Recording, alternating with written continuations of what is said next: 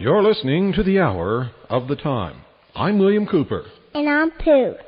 Well, why don't you start us off? Okay.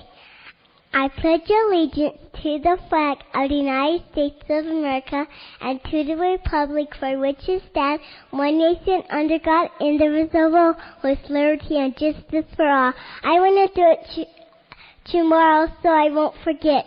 Okay, you be here tomorrow night and we'll do it again.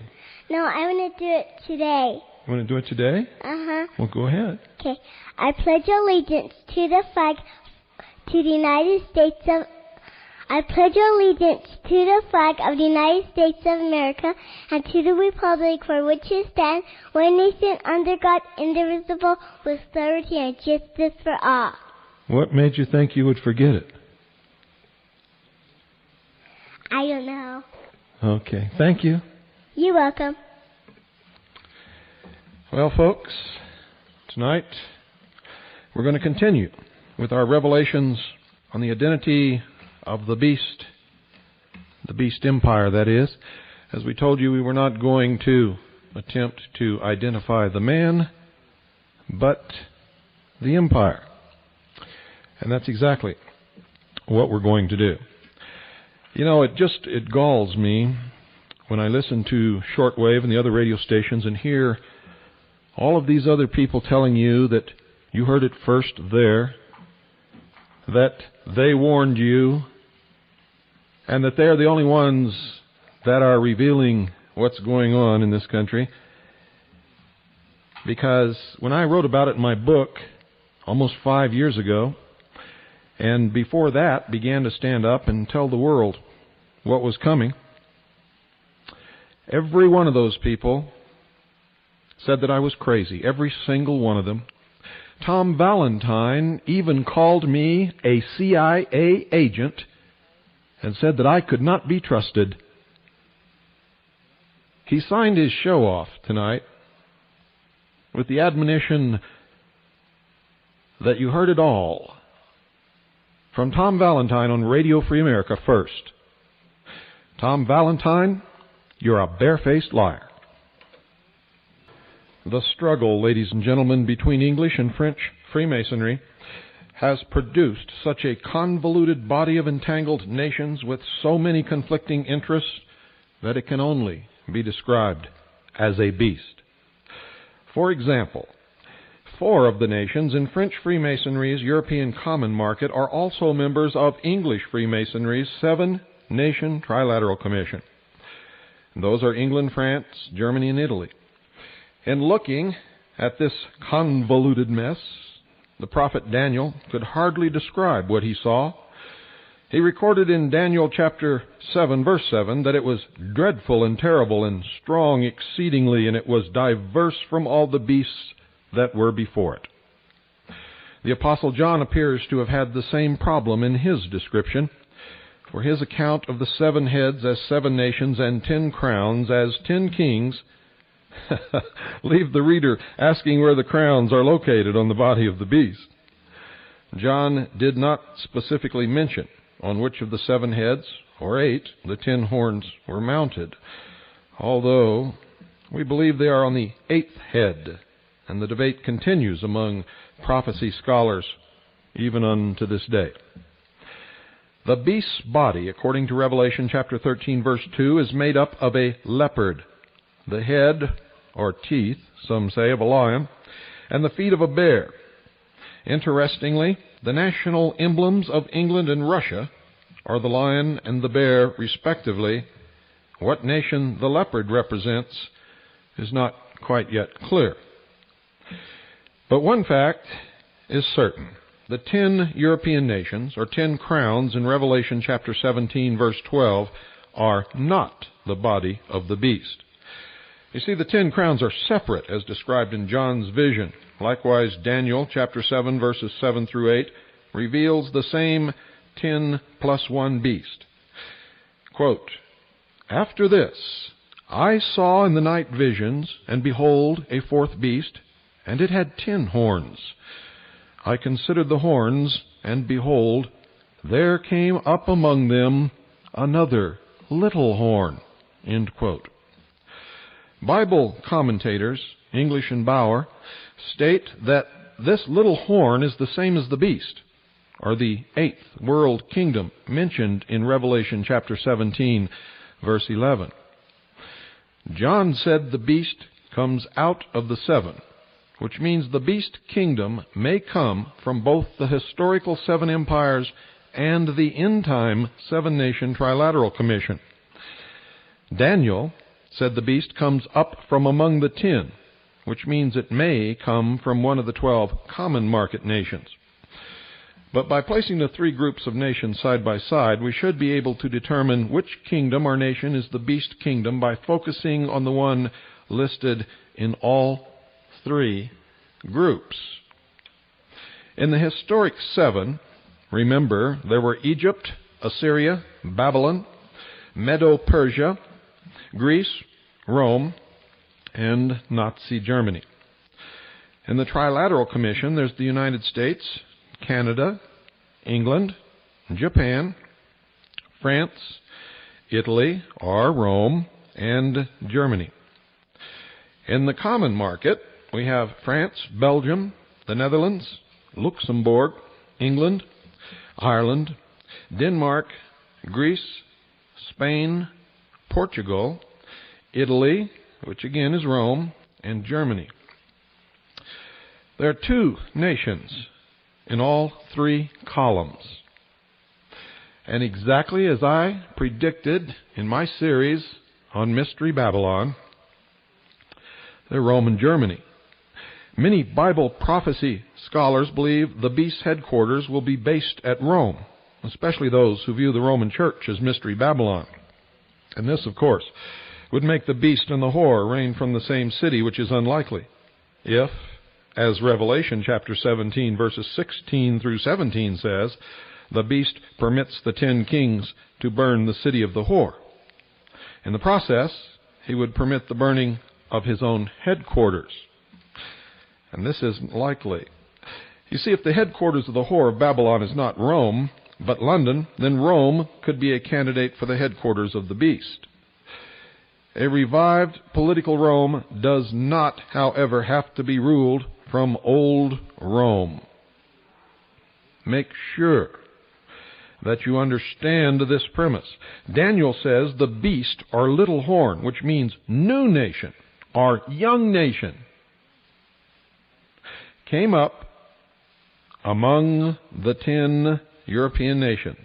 Therefore, Rome, or any one of the other 9 nations, could have the same characteristics of ancient Rome, or the beast could be an 11th nation, as the little horn suggests. Therefore, the beast could be a young nation that was born, or came up from among the 10 nations. And more accurately stated, ladies and gentlemen, the beast nation is a young nation whose population came from the territory of the 10 European nations. Some of you who have a good brain in your head already know who I'm talking about. To identify the little horn, which is revived Rome, we must consider the makeup of ancient Rome. For ancient Rome had 14 basic characteristics before its division by Constantine. 1, it was a democratic republic. 2, it had a divided balance of power. 3, it was based upon specific laws. 4, it protected the rights of Roman citizens. 5, it enforced an international law that all Roman citizens are equal. 6, it had a sordid history of slavery. 7, it operated under a capitalist system. 8, it authorized abortions. 9, it loved what we would call R-rated entertainment, and that's putting it mildly. 10, it offered state welfare programs funded by taxes. 11, it had a thriving business in lawsuits. 12, it was the melting pot of the world. 13, it promoted sports as its favorite pastime. And 14, it displayed as its national emblem the single-headed eagle with wings spread. After the division, the eagle became double-headed. Since the reign of Charlemagne as the first Holy Roman Emperor, German kings have been the most influential rulers in the Holy Roman Empire. As such, they became the new Caesars, or Kaisers, in Germany. As Reverend Church says, it seems that Germany plays a far more important role in the fulfillment of Bible prophecy than one might think at first glance. The thought that the future Antichrist could have his roots in Germany becomes more plausible when one considers the historical roots of the empire. Germany's historic roots, ladies and gentlemen, fit many of the requirements of revived Rome. Today, Germany is a democratic republic, has a divided balance of power, is based upon specific laws, protects the rights of its citizens, operates under a capitalist system, and has a sordid history of slavery under Nazism. For those in the labor camps were indeed slaves. Germany's most significant historic symbol and resemblance to ancient Rome is its national emblem, adopted from Constantine when Constantine came to power in 306 AD. He moved his headquarters from Rome to Constantinople in Asia Minor. His Eastern Empire became known as the Byzantine Empire, or the Second Rome. To symbolize the divided empire, Constantine transformed the Roman eagle from a single head to a double head, according to Mackey's Encyclopedia of Freemasonry. Upon the dissolution of that empire, the emperors of Germany, who claimed their empire to be the representative of ancient Rome, assumed the double-headed eagle as their symbol. Another reason, folks, that Germany could be revived Rome is found in Revelation chapter 13, verse 3. John says of the beast, quote, "And I saw one of his heads as it were wounded to death, and his deadly wound was healed," end quote. As we have seen, the seventh head was Nazi Germany. The dividing of Germany into East and West after World War II may indicate the wounding of the seventh head. The head healed may refer to the recent reunification of both Germanys in October 1990. Germany, however, must be disqualified. Sorry to disappoint those of you who were hoping that Germany was the one. But it must be disqualified as revived Rome for two important reasons. First, folks, Revelation chapter 13, verse 4 states that the beast will be a military power second to none. Second to none. At present, Germany is not that military power, but that could change rapidly. Second, as a member of the European common market, Germany is one of the 10 horns, whereas Revelation 17, verse 12, describes the beast as being separate from the 10. Likewise, Daniel chapter 7, verse 8, describes the beast not as the 10 horns, but as the little horn that came up from among the 10. As stated earlier, the little horn implies a young nation. Germany is millenniums old, and the phrase "came up from among the 10 horns" indicates that this young nation will be populated from the territory of the 10 nations of the old Roman Empire. And again, this cannot in any way, shape, or form mean Germany, for Germany is still primarily populated strictly and proudly by Germanic races. Now, I'd like to remind you all at this point that a good portion of this broadcast comes from a book entitled Scarlet and the Beast, from my research, the research of the members of the Intelligence Service and the Citizens Agency for Joint Intelligence. And if you would like to purchase this book, Scarlet and the Beast, send us $39.95. That price is post-paid. Make checks or money orders out to Annie, A-N-N-I-E. That's $39.95 per book. Make checks or money orders out to Annie, A-N-N-I-E. And send it to the Intelligence Service, Post Office Box 1420, Show Low, Arizona, 85901. That's P.O. Box 1420, Sholo, Arizona, 85901. 85901. Now I continue with tonight's subject. Russia could also be a candidate for the beast, for under the Tsars and the Soviets, Russia had a sordid history of slavery. Under the Soviets, Russia was a socialist republic. Socialism, if you'll remember from listening to this broadcast, is nothing more than democracy. And democracy is, of course, a code word for socialism. So the more you hear that word bandied about this country, the more you had better be prepared for socialism. Russia was a socialist republic with a large Gulag slave population.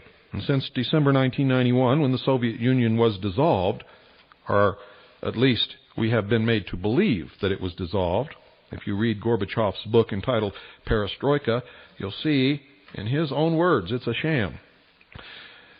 Russia became a democratic republic and therefore can be considered a young nation, a little horn. Moreover, Russia is attempting to operate under a capitalist system, as did old Rome. Russia's most significant resemblance to old Rome goes back to the fall of Constantinople, the second Rome, in 1453, when the Turks took that city. From that date, Russia has considered itself as the third Rome. In 1472, Ivan III was the first Russian emperor to call himself Tsar, which is Russian for Caesar. Mackey's Encyclopedia of Freemasonry reports how Russia adopted the double-headed eagle as its emblem. It was taken by Ivan III as his device on his marriage with Zoe I can't pronounce that word, folks. Zoe Palaiologa, I believe, is the closest that I can get to it. Also known as Sophia, daughter of Thomas of Morea, claimant to the imperial throne of Byzantium. Ivan III claimed to be the successor of the Eastern Roman emperors. Now, if we're to consider Russia as revived Rome, it must share all the characteristics of ancient Rome. But Russia, however, has a long history of failing miserably to protect the rights of her citizens. And she certainly is not the melting pot of the world. Furthermore, according to the description given in Revelation 13 and 17, the headquarters of the beast must be in a powerful nation with a strong economic, political, and military base, identical to that of ancient Rome. When the whore's city, London, is destroyed, the economy of the world can quickly be transferred to the headquarters of the beast kingdom, where it will be controlled by his mark, 666. And this cannot be Russia, for modern Russia is a nation whose economic stability for 3/4 of a century has depended upon financial infusions from the West. And if you've listened to this broadcast for very long, you know all about that. The most significant reason that Russia cannot be the beast kingdom is that she is not one of the 7 historic or contemporary heads of the beast, as Revelation 17, chapter 11, demands. Nor was her nation populated by immigrants from the territory of the old Roman Empire, as Daniel chapter 7, verse 8 requires. Furthermore, Ezekiel 38 and 39 indicates that Russia will be destroyed before the beast kingdom can have military preeminence. So let's look at France. France today, under the leadership of 33rd degree Grand Orient Freemason Francis Mitterrand, is preparing for the coming of Antichrist to head the long-awaited French Masonic United States of Europe on December 31st. In 1992, that nation, or that organization, became reality. And in 1983, Mitterrand hired a Japanese architect named I.M. Pei to transform the courtyard of the old royal castle into a pyramid. The location of the pyramid is cynically symbolic of Masonry's triumph over both Christianity and the monarchical rule of France. Pi's pyramid, folks, is made of triangular glass window panes. The Weekly Insight magazine of July 3, 1989, tells us this story, and I quote, "The number of window panes in Pi's pyramid, said to be 666, 666, and the form of the pyramid itself are reflections of the president's, that is, Mitterrand's passion for Masonic symbols, not to speak of his fondness for communing with the spirits of earth that leads him every year, druid-like, to celebrate the spring equinox by pounding a wooden stick on a certain hill called Roche de Soltray in central France." France, ladies and gentlemen, however, cannot be revived Rome, because it does not have all 14 characteristics of ancient Rome. For example, France is not the melting pot of the world, nor does she display the eagle as her national emblem. In Revelation 17, the beast is initially controlled by the whore of Babylon, for she is riding on the back of the beast. And we've shown that the United Nations is currently controlled by English Freemasonry, the modern whore of Babylon. Moreover, both Freemasonries are allied politically in the United Nations, as they initially appear to be in the beast. But there's a problem of numbers. You see, it eliminates the United Nations at the present time as the kingdom of the beast. The lack of distinct divisions of 10 nations and 7 nations in the General Assembly or the Security Council of the United Nations would suggest it is not the beast. But if you read my book and you've looked at the world government model of regionalism as outlined in the appendix, you will see that the world will be divided into 10 regions. Furthermore, the United Nations has no real military strength of its own, as the beast must have. If the United Nations has any significance at all, it's by virtue of the nation on which soil it resides, and nothing more. Nothing more. The United Nations' strength as a world power exists only, and I've said this over and over again, it was a creation of the United States of America, and it exists only because of the military might of the United States of America, and the United States of America at the present time is furnishing its military forces as the police force of the United Nations, and not because of any of the United Nations' power.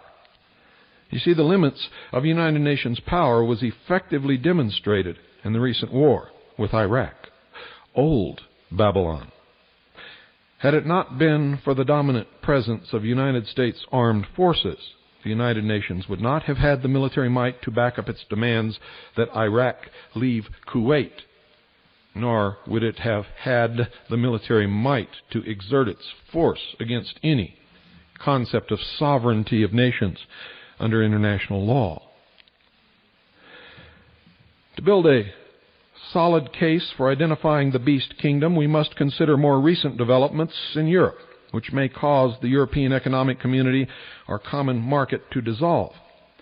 You see, the 4 primary structural organs of the EEC include the Commission, the Council of Ministers, the Court of Justice, and the European Parliament. The European Parliament, folks, inaugurated the United States of Europe on December the 31st, 1992, exactly 7 years to the day from the year 2000. Significant. The figure 7 being a very important and prophetic number of years. You see, the United States of Europe, a phrase first coined in 1848 by French Freemasonry, is the much-touted precursor to French Freemasonry's world government, world socialism, and may itself be the 10 horns on the head of the revived Roman Empire instead of 10 of the 12 common market nations. This, of course, would exclude England and Ireland. The fulfillment of the prophecy in Revelation chapter 17, verses 12 through 13 and 16 indicates how this might happen.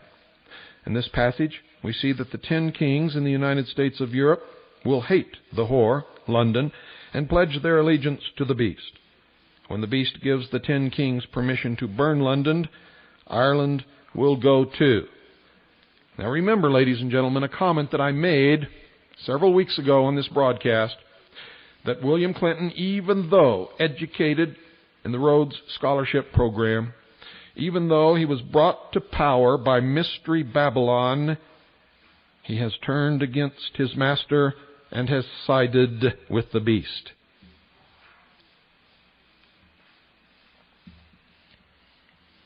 Make you think? Does that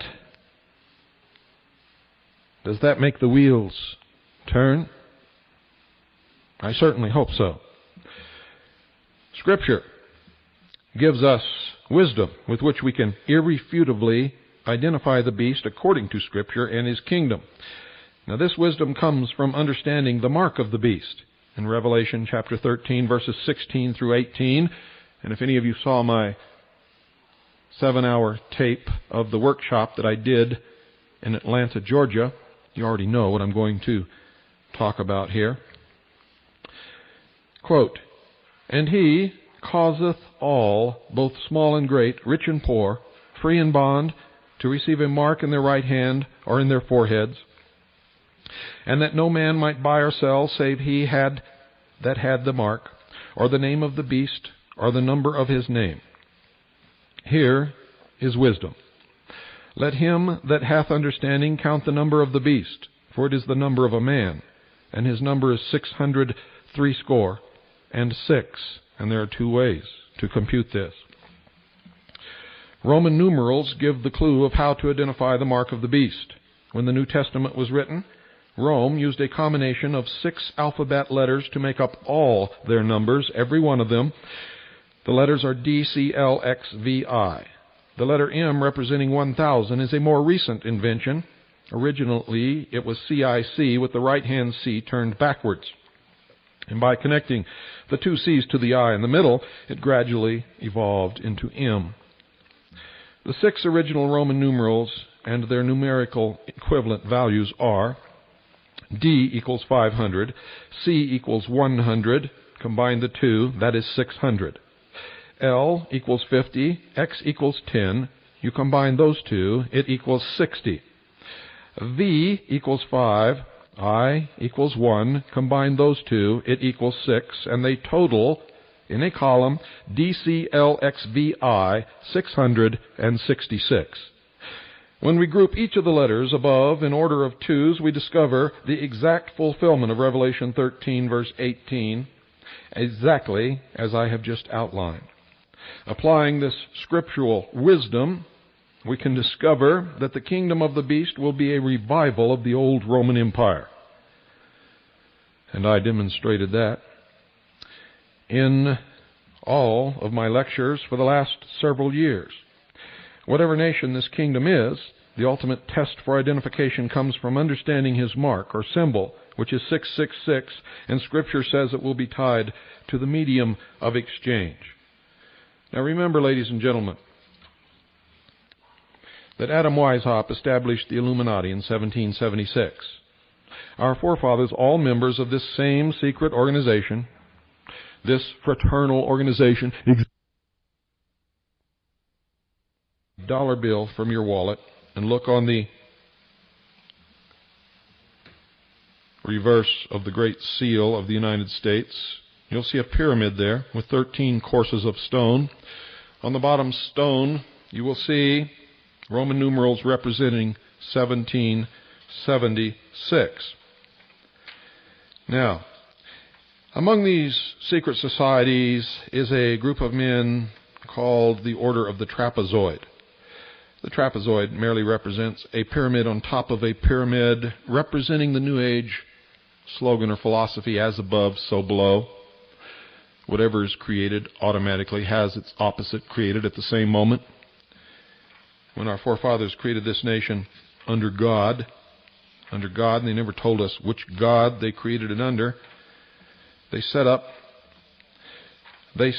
according to their own philosophy the procedure to seat the Antichrist upon the throne of the world, ladies and gentlemen.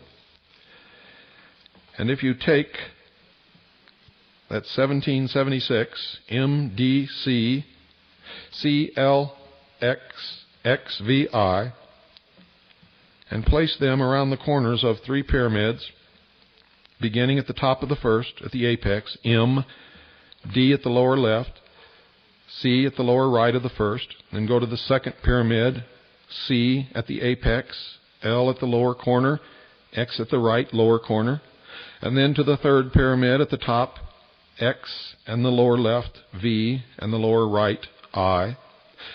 And then draw an inverted pyramid beneath these 3. And going across, adding, exactly as we have placed 1776, in the same order that it appears on the lower course of the pyramid on the dollar bill, we now add across the lower legs and place the sum of each at the lower apex of the inverted pyramid underneath the 3. DC is 600. LX is 60. VI is 6. 666. If we go across the top, ladies and gentlemen, we can see the year that the organization that began this great deception and this great enterprise, for they call it the enterprise, we can see the date that they were formed. Going across the very top apex of the 3 top pyramids, we have 1,000 plus 100 plus 10 is the year 1110. In 1110, the Priory de Sion was formed. They, in turn, created the Knights Templar, who in turn has been creating a mess. So that should give you more than enough cause to stay awake tonight. The Hour of the Time, folks, is brought to you by Swiss America Trading. They specialize in non-reportable, non-confiscatable hard assets, precious metals in its various forms. And if you get real worth from listening to the Hour of the Time, if this program literally lights up your mind and blows you away, then you owe some allegiance to them, for without them you would not be listening to this program, and your level of education would not be where it is at now. You would still be a bleating sheeple somewhere in a pen being sheared, getting ready to be led into the slaughter.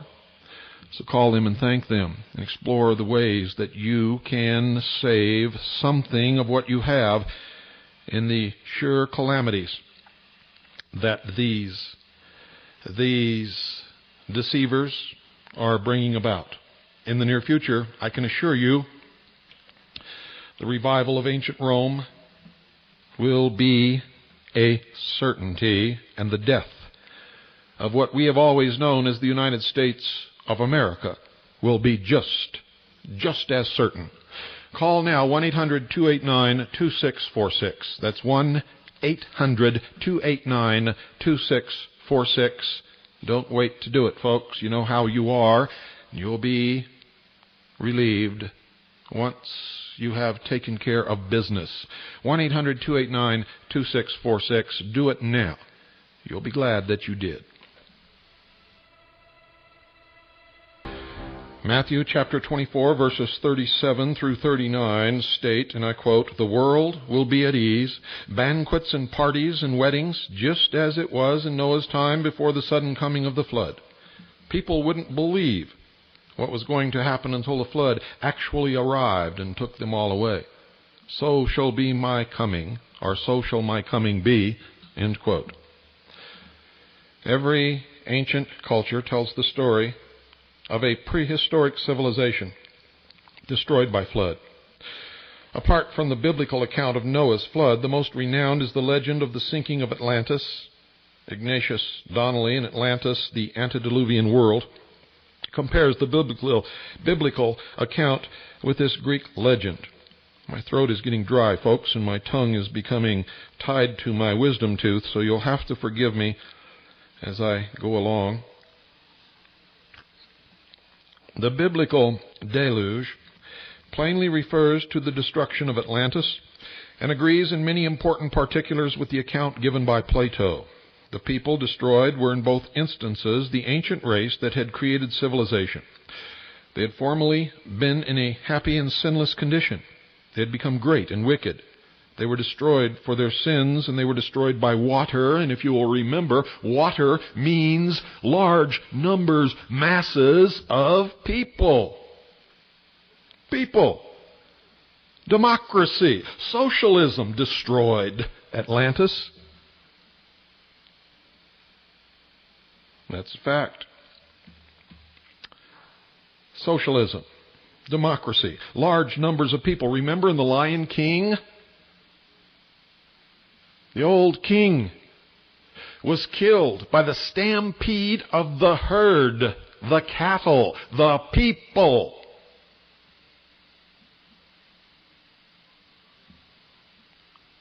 Brought on by the machinations of Scar, the dark lion with the scar above his eye representing Cain. So you'd all better wake up. You've been taught baloney and bullshit all your life. And you put a little mayonnaise on it, and you eat it, and you go to town, and you think you're full of food. But you're not. You are spiritually desolate. You know nothing. I am a messenger, and you had better heed my message, for you have no time left. The earliest of secret societies were obsessed with the legend of Atlantis.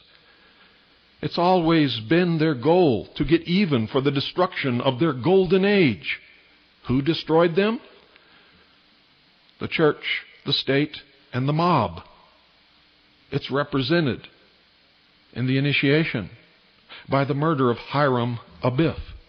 And they have sworn revenge. They will destroy all existing nation-states, all existing religions, save theirs, secular humanism, wherein man will become God, and they will shackle, enslave the mob forever, so that the mob can never harm them again.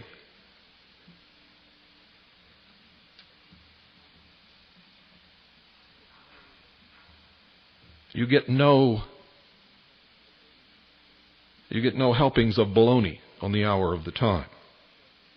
You get the truth, and it's force-fed, and you walk away full. And if you get down on your knees tonight and say a prayer, you will be spiritually awakened. William Still, in his book, The New World Order, informs us that, according to Masonic sources, the most important mystery of secret societies is an ancient plan passed down for thousands of years by oral tradition for the establishment of a world government, a universal democracy, a new Atlantis. It is called the Great Work. It is called the Plan. It is called the Enterprise.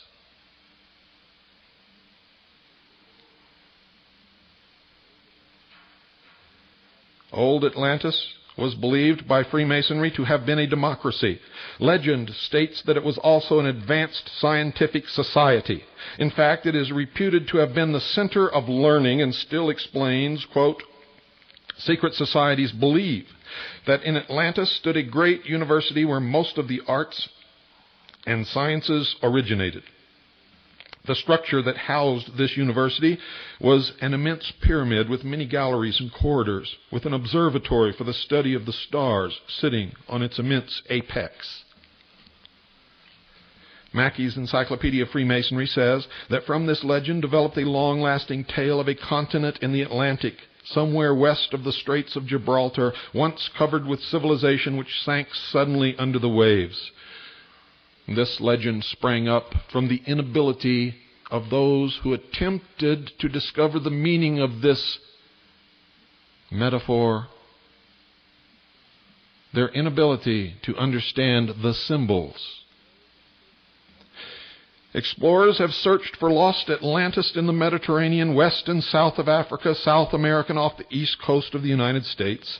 And in 1932, Edgar Cayce, who lived from 1877 to 1945, who claimed to be a psychic from Kentucky, reportedly pinpointed Atlantis. And to no one's surprise, Casey said it was where Plato had located it in the Atlantic Ocean, though Casey did not specify exactly where in that great watery expanse, somewhere between the Mediterranean and the Gulf of Mexico. I guarantee you will find nothing there. Then he made another prediction that Atlantis would one day rise up out of the sea near the Caribbean island of Bimini. And if you sit around and wait for it, I guarantee you'll grow old and disappointed, and you will see nothing of the sort. Can we find any connection between the Atlantis of ancient legend and the location of the Beast Empire? Yes. And if you were listening to our series on Mystery Babylon, you've already found it because I gave it to you. And it begun with Francis Bacon, for he set up in the secret societies the efforts of the initiates to make the new Atlantis in the New World. And that's exactly why Atlanta, Georgia is named Atlanta. Wake up, dear sheeple. The Apostle John gives a description similar to Casey's of the Beast Empire in Revelation 13, verse 1. Quote, "And I stood upon the sand of the sea and saw a beast rise up out of the sea, having 7 heads and 10 horns, and upon his horns 10 crowns." And if you had stood upon the continent of Europe or Africa and looked, ladies and gentlemen, toward the west, if you could have seen the continent of America, that is exactly the vision that you would have beheld.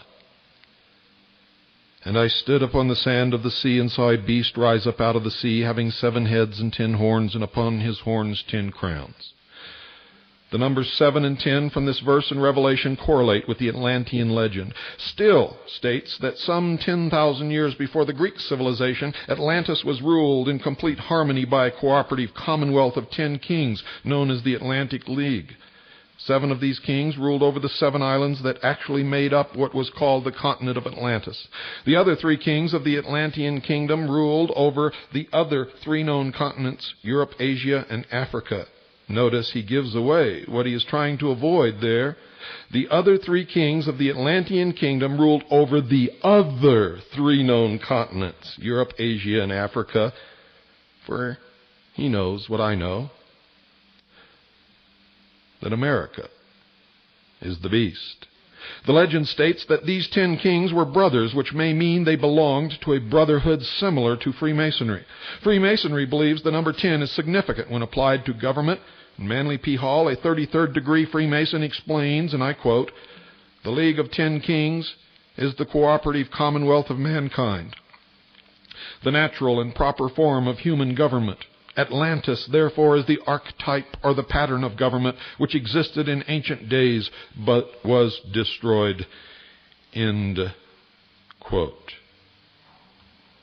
Like the biblical story, the legend of Atlantis states that its destruction was due in large part to its passion for limitless luxury. No longer did the Atlanteans value goodness above material wealth. Does that sound familiar? Plato says, quote, "The portion of divinity within them was now becoming faint and weak, through being oft times blended with a large measure of mortality," end quote. Loving their possessions above all else, the Atlanteans had lost their virtue. And now the 7 kings of the 7 isles of Atlantis amassed a great army to conquer the 3 continents because of their greed for power. The father of the gods, Zeus, caused the 7 islands, or 7 heads of Atlantis, with its population, to sink beneath the waves. They were literally destroyed by the weight of the welfare state. Freemason Hall states that when Atlantis died, so did the ideal pattern of government, which they're trying to bring back. And every effort to bring it back has always met with failure. Socialism sucks, and so do socialists.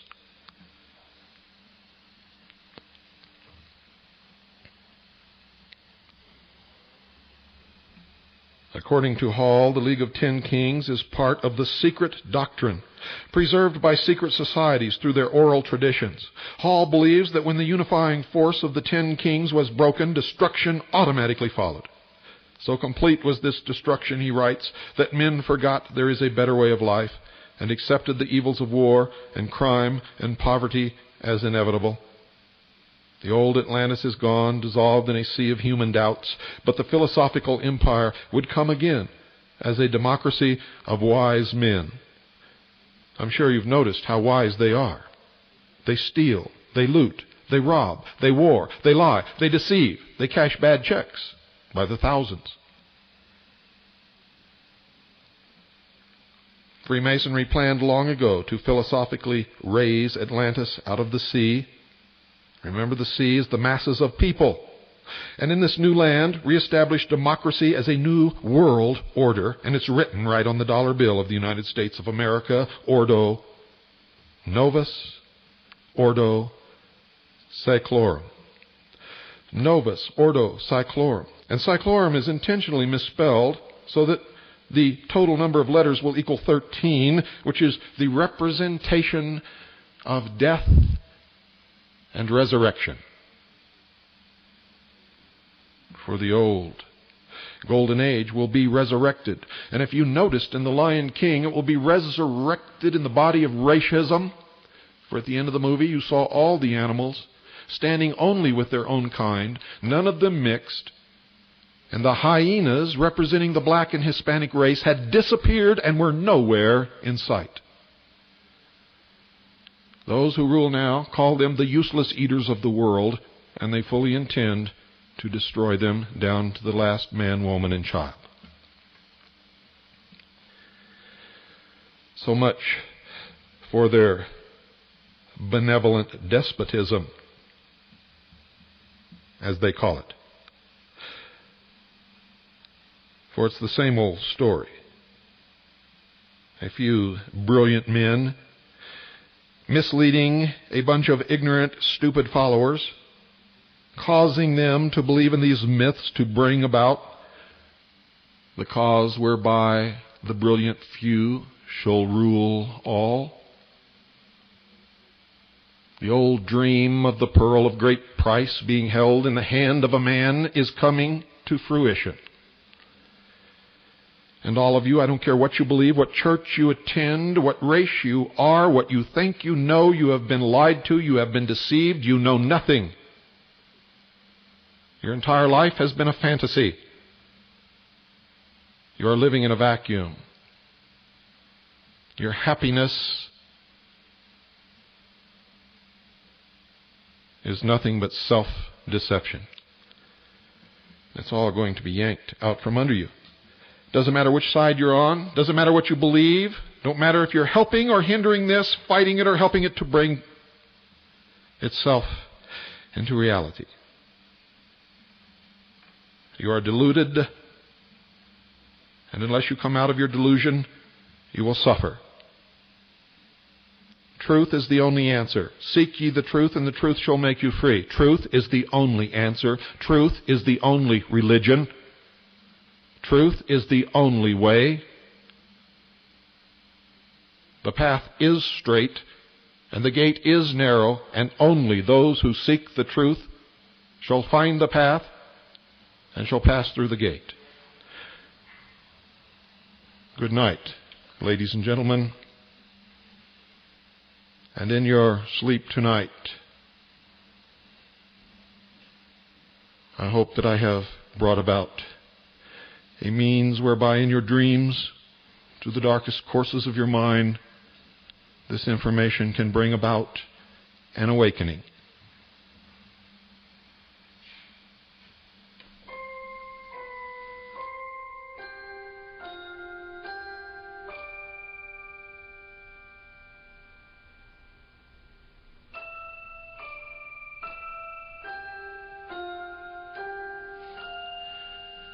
If there must be a new world, let us bring it about, and let us make it a world based upon a foundation of truth, love, and understanding.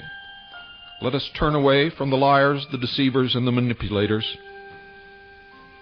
Seek ye the truth, and the truth shall make you free.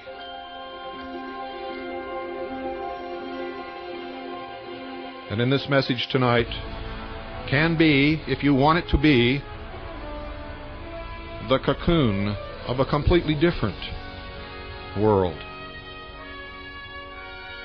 than those who would enslave us would bring into being.